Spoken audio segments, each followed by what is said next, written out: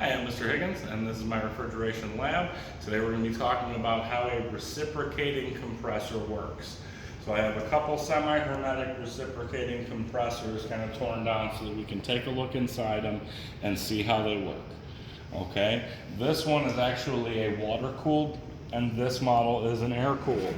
Okay, when we have water-cooled condensers, it's common to use a water-cooled compressor where we can use that water to absorb heat from our electric motor and keep our electric motor cool. Otherwise, we'll be using just the ambient air to try and cool the motor itself and keep the motor itself cool. So how does the compressor work? We have to have first an electric motor that's going to operate this thing. So this is just your basic electric motor, just like any other electric motor. We have our copper windings in the outside, and that is our stator. And inside there we have our rotor, which is basically just a big magnet with our shaft attached to it. Okay, when we energize power to the electric windings, and we energize this with electricity, that alternating current creates magnetism. As that current alternates 60 cycles per second here, like we have in our country, that forces this magnet to spin. And the faster we alternate that electrical current and flip that magnetic force between north and south throughout these windings, the faster we can make this rotor spin. You know, this is basically just a magnet. And the magnetism we produce in these copper windings from the electricity is what forces this thing to spin. You know, so we have our basic electric motor portion of the compressor back here, and it pretty much works like any other fan motor. Okay, but what this motor is actually turning is our compressor portion. Okay, in order to compress the refrigerant, that motor is actually turning this crankshaft. This crankshaft has a couple different lobes on it, so that as this rotor spins in place, it causes these offset lobes to sort of move to the top and bottom there. And we use a connecting rod to actually connect the piston inside this cylinder to that crankshaft, so that as this motor spins, it actually forces those pistons to move up and down. So you can take a look up on top here. As we spin this, these pistons move up and down inside that cylinder. And that is what compresses our refrigerant gas. And the faster we spin this, the faster we make these pistons pump up and down. But we turn that rotating force of that electric motor, and we basically convert that to a reciprocating, or a forward and back movement force. And we cause those pistons to move up and down inside the cylinder by having these pistons connected to those offset on the crankshaft. Now, as these pistons move up and down, they have to be able to pump the refrigerant gas. Now, this one has the service valves removed here. This one has the service valves installed. We can see that this is our suction service port, and this is our discharge line service port. So our suction gas is going to enter from that suction line, is going to come into this service valve here.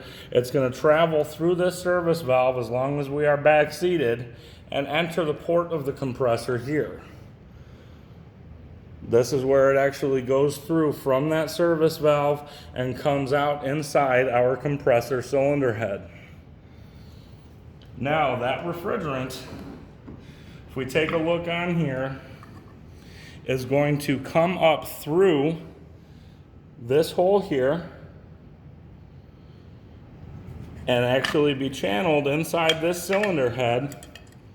Okay, it's going to go up into this passage in our cylinder head and be channeled through here and down through these two holes here into each cylinder.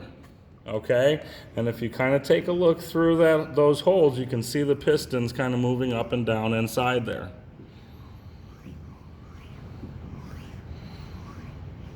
Okay, so this cylinder head here and this port is, that's where our pressure control attaches to. You can see that that port where our pressure control attaches to is just open to where our suction gas enters from that valve to where that suction gas goes down into our two cylinders.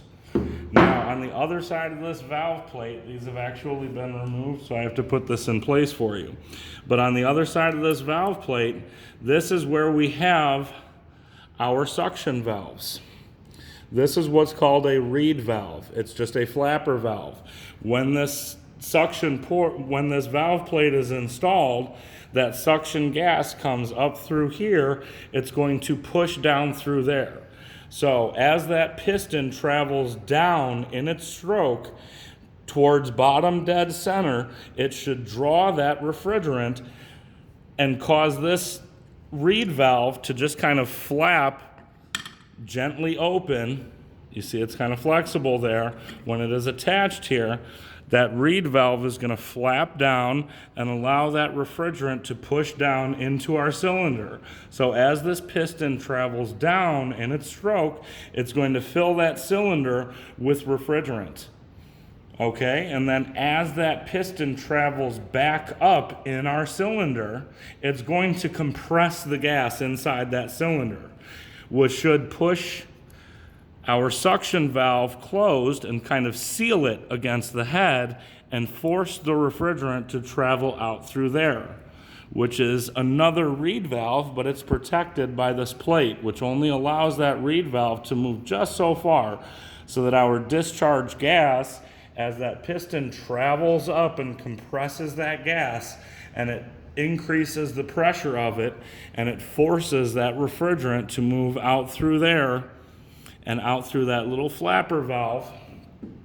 It's then going to enter the cylinder head here, where it's actually going to be channeled up through the top of the cylinder head, where it squeezes out through those, around those discharge valves, where that refrigerant squeezes out. It's going to be channeled in the cylinder head down to that port, and then out to our discharge valve, where it's going to be pushed out to our condenser to be cooled.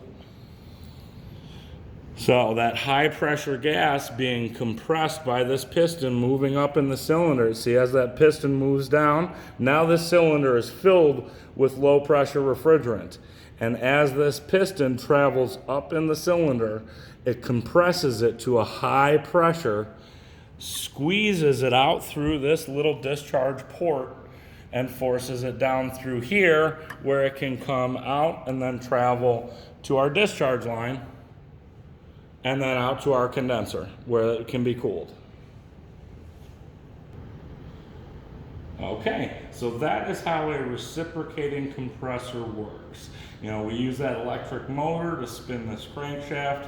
We spin that crankshaft in order to move these pistons up and down, and we use those to compress our refrigerant, to move it through our system and increase the pressure of it. So that is how a reciprocating compressor works. We'll talk in another video about scroll compressors and some of our other refrigeration components.